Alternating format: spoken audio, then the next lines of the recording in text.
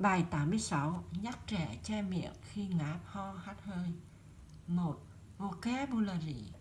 Từ vựng: cough, ho, sneeze, hắt hơi, yawn, ngáp, cover, che phủ.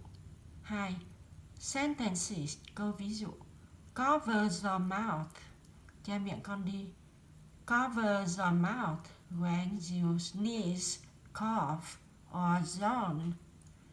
Che miệng của con mỗi khi hắt hơi, ho, ngáp. Next time, when you yawn, remember to cover your mouth.